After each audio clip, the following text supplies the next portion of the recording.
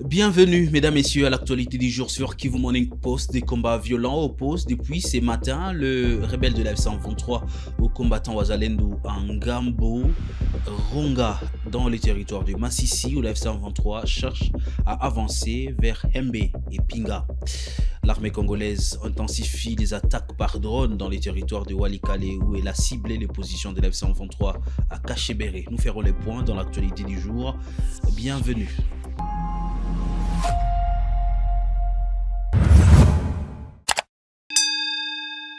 Vous êtes nouveau sur la chaîne, abonnez-vous à Kivu Morning Post pour ne rien rater. On commence à Massissi, des combats violents opposent depuis ce matin du jeudi 23 octobre 2025. Les combattants de l'F-123 et le Wazalendo, dirigés par le général Jean-Marie. Ces affrontements sont signalés à Ngando et Ronga dans les territoires de Massissi, au groupement Bachali Mokoto. Selon des sources locales à Biboué, la F-123 cherchait à percer vers Hembe et Pinga. Il s'agit de la deuxième journée des combats dans la zone, suivant ces témoignages. En vrai dire, ni chini tu mude kilomètre na Bibwe. Ni Mkengwa, Ronga, Nyagisozi, kule ndio kwa hivi. Hata ni wazalendo wale wengine tu wa Jean-Marie na wale wengine ni hao sawa. Ya Ronga lakini sana toka Bibwe ni barabara kuelekea nani? Ya kwenda Hembe. Ukishatoka Hembe na ndio kunaelekea Pinga sasa. Jana ndio ilikuwa nguvu, leo haikuwa nguvu sana. Lakini tu vingali vile juu Bibwe ndio kwa nani? Régiment ya Kabambi pale. Dans les territoires de Walikale, les positions de l'F-123 ont été bombardées hier mercredi à Kachebere. Selon des sources locales, cette situation a causé une peur chez les habitants, mais aucune victime civile n'a été enregistrée. Depuis plus d'une semaine, l'armée congolaise a intensifié les attaques par drone contre les positions de l'F-123. Suivons ces témoignages. Bon, ni jana, usiku kupa jana. Usiku kupa jana mercredi, ile ba wazee 45 minutes wanabombarde defense ya M23 hapo. Ni Kachebere dans un village appelé Bulewa. Ici tumelala bien, tumelala paisiblement, ou quoi problème. L'administrateur de Rutshuru, Prince Mpambuka, a rencontré mercredi les habitants de Kanyabayonga en chefferie de Bwito, accompagné du Mwami de Boucha, Patrick Ndeze. Il a affirmé que le mouvement F-123 n'a jamais choisi la guerre, soulignant les conséquences néfastes pour les civils. Mpambuka a critiqué le gouvernement de Kinshasa pour son non-respect des engagements pris lors des dialogues. Il a rappelé que la F-123 interdit les tribalismes et d'autres pratiques violentes dans ces zones de contrôle.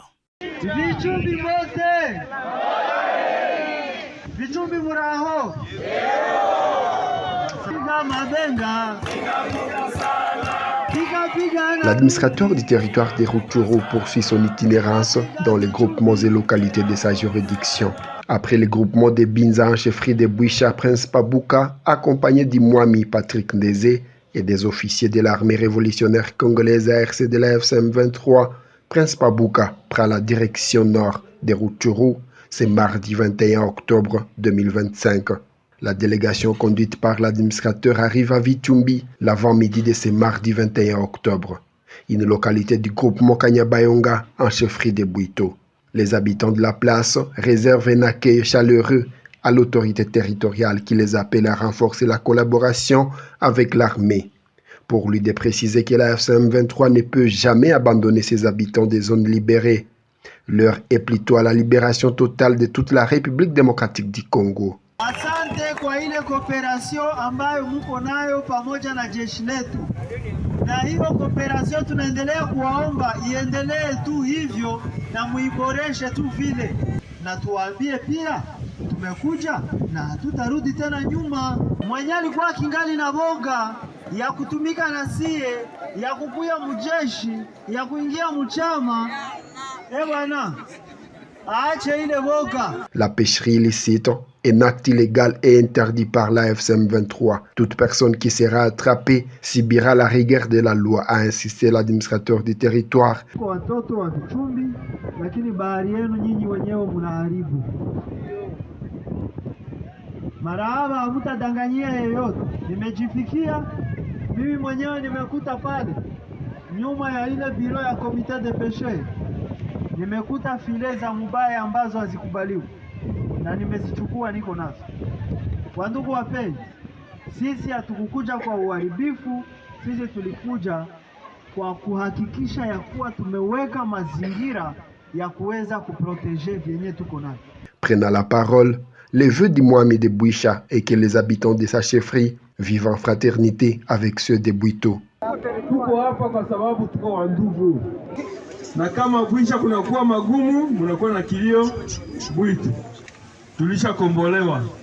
Mambo mazuri iko njiani. Les habitants de Vichumbi éprouvent plusieurs difficultés, entre autres la problématique liée à l'accès à l'eau potable, l'absence de terres pour exercer les activités agricoles et le chômage des jeunes. La présence de l'autorité territoriale est un ouf de soulagement pour ses habitants.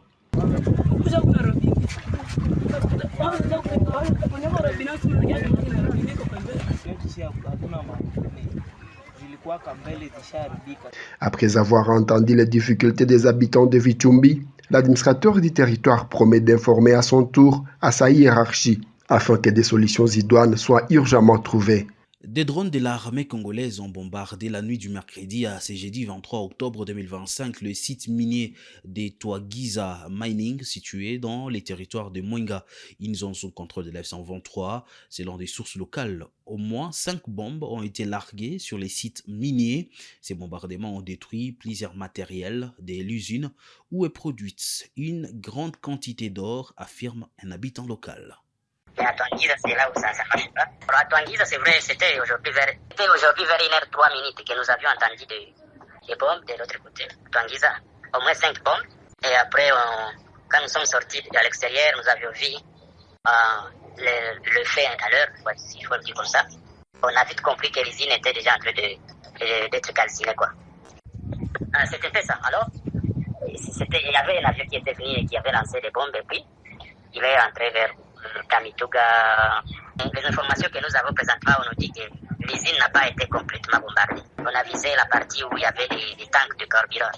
La cour militaire de Kinshasa-Gombe a tenu le 22 octobre 2025 la 3e audience du procès contre 8 militaires de FARDC. Ils sont accusés de viol, atteinte à la pudeur, violation des consignes, abstention coupable et outrage aux bonnes mœurs envers Honorine, une Allemande d'origine congolaise.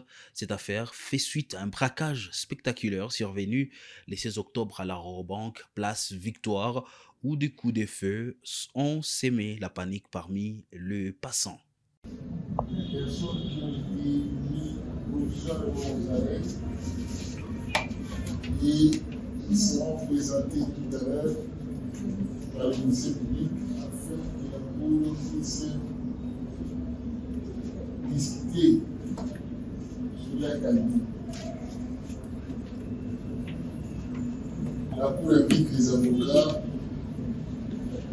à atteindre la comparution. En commençant par le colonel de Mouessa Kimpé. En ce cas plus tard, avant qu'on ait des ça sera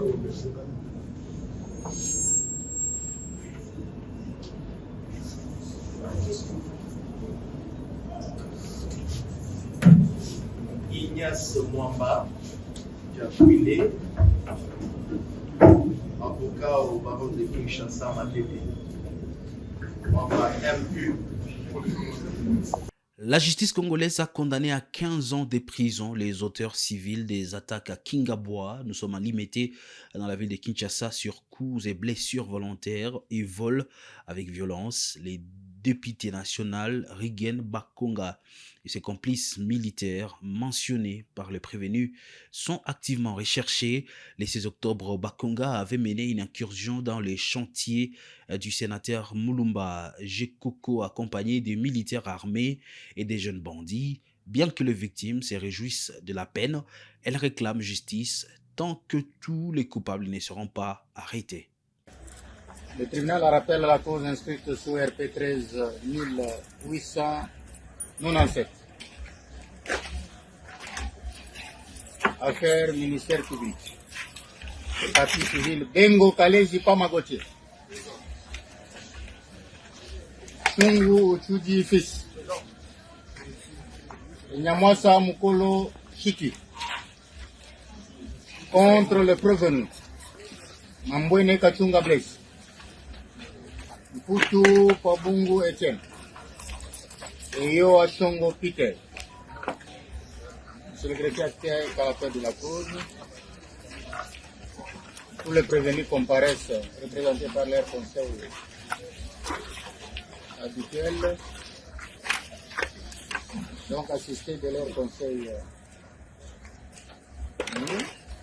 respectif. Et les partis civils aussi comparaissent. Les 3 partis civils comparaissent? Oui. Oui, assistés de leur conseil respectif. Le tribunal, après avoir pris la présente cause en délibéré même pendant une demi-heure, rend ce jour son jugement suffisamment motivé et dont lecture ne sera faite que sur dispositif.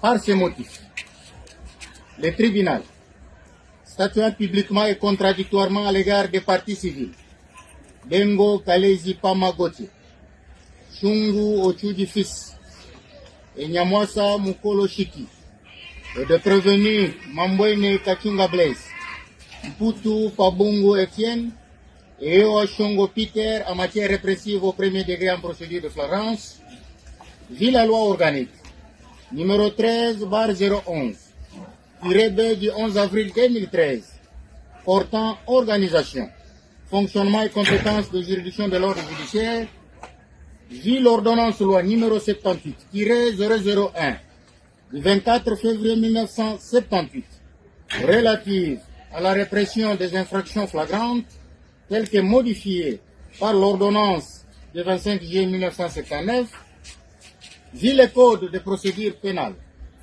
vit le code pénal congolais, livre 1er et 2, en ses articles 21, 23, 43 et 46 alinéa 1, 79 et 82, le ministère public entendu en son réquisitoire, dit établi, en fait comme en droit, l'infraction de coups et blessures volontaires simples mise à charge des prévenus Mambwene Kachunga Blaise, Mputu Pabungu Etienne et Owa Shongo Peter. En conséquence, les condamne tous à 6 mois de servitude pénale principale et à une amende de 500 000 francs congolais chacun, payable dans les délais légaux. À défaut, ils subiront tous, chacun plutôt, 30 jours de servitude pénale subsidiaire.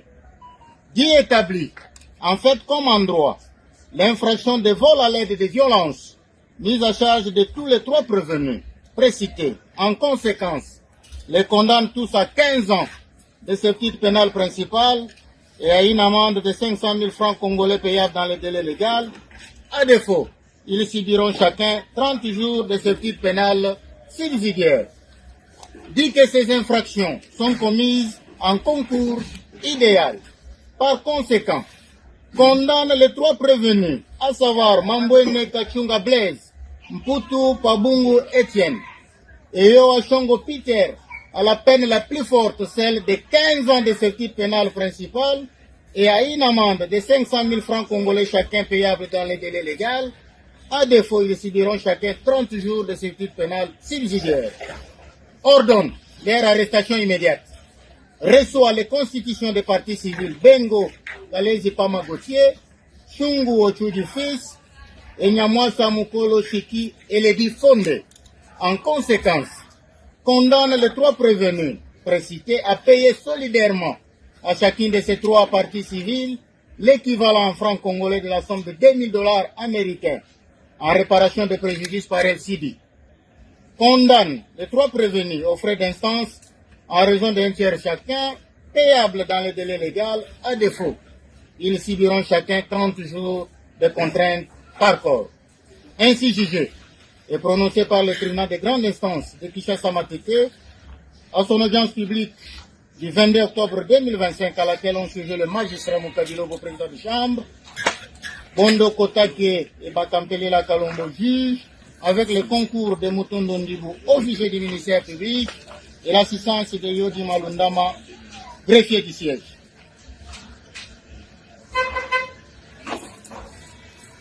Toujours dans la ville province de Kinshasa, les députés provinciaux Aubin Moukanou insistent pour que le gouverneur de Kinshasa, Daniel Bumba, réponde à sa question orale avec débat qui aborde notamment l'insécurité et l'insalubrité dans la capitale congolaise. Il affirme qu'il n'a pas été élu pour défendre les intérêts personnels, mais pour représenter et défendre la population. Je crois bien que nous tous qui sommes ici à l'Assemblée provinciale de Kinshasa, nous sommes régis par un règlement d'ordre intérieur. Moi, personnellement, tout ce qui cadre à une communication qui ne se fonde pas à ces derniers, pour moi, c'est vain. Parce que l'article 190 le dit si bien, tel était l'objet de mon intervention en termes de motion incidentielle qu'on a empêché que je parle. L'article 190 de notre règlement, ce n'est pas moi qui ai fait le règlement d'ordre intérieur de l'Assemblée provinciale de Kinshasa. On est à l'heure de notre 3e mandature. Et donc, ce règlement existe depuis plus de 15 ans. Et dans son article 190, ça dit que nul ne peut se soustraire à répondre à une question orale. Ce n'est pas l'honorable Aubin Moukanou. La question orale en question parle de quoi? La question orale parle des problèmes de quinoa. On parle aujourd'hui des embouteillages. Je ne sais pas si nous, en tant qu'élus, nous ne vivons pas ça. C'est que nous, population, vivons, si nous qui sommes ici en tant qu'élus, nous ne vivons pas. On parle des recettes de l'EJARCA qui était de 5 millions, actuellement qui est de 2 millions. De ça, comment est-ce qu'on va arranger les choses, la salubrité, si et seulement si les recettes baissent. Et aujourd'hui, on parle de programme de la salubrité. C'est dans la ville de Kinshasa. Ce sont des questions que nous avons posées pour l'intérêt de la population. De toutes les questions, vous verrez aucune part où il y a les intérêts personnels dedans. J'ai vu des amis réagir par rapport à une émission qui serait passée à Bossolo. Je demande aux Kinois d'aller regarder cette émission.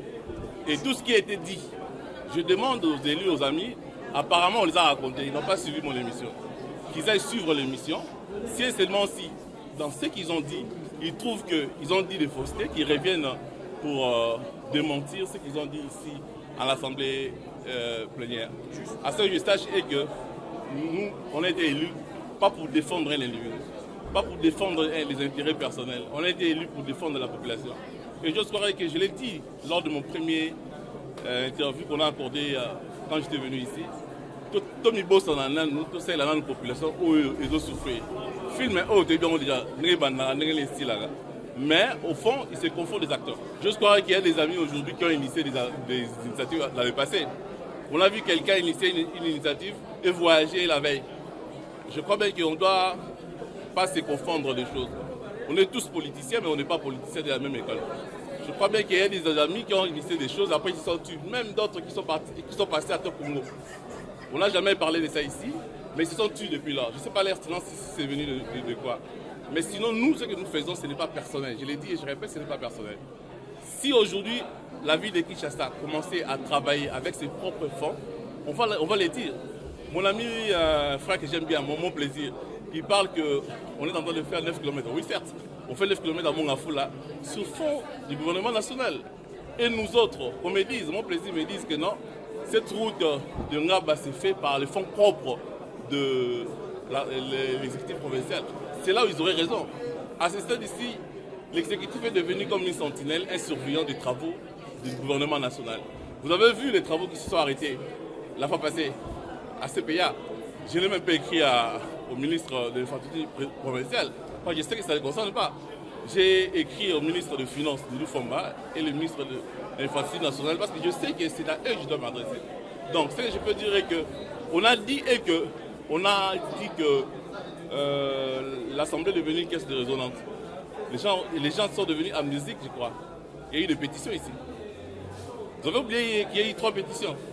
Ils ne vous ont pas dit les raisons de la pétition? Je vais vous transférer les 10 de cette pétition-là. Il y a une des pétitions qui déplore que l'Assemblée est devenue caisse de résonance dans la mesure où on bloque les initiatives. C'est pas moi qui l'ai dit. Moi, je n'ai fait qu'émettre une question orale au gouverneur. Mais c'est là qui ont parlé de l'Assemblée provinciale, c'est là qui ont attaqué l'Assemblée provinciale qui serait aujourd'hui l'objet, c'est entre nous, on n'en parle pas, mais on en parle d'une institution qui est indépendante, parce que l'Assemblée provinciale est indépendante par rapport à l'exécutif. L'exécutif est l'émanation de l'Assemblée provinciale. Et l'inverse, ce serait pas logique. Fin de l'actualité du jour sur Kivu Morning Post. Messieurs, dames, merci à vous de l'avoir suivi.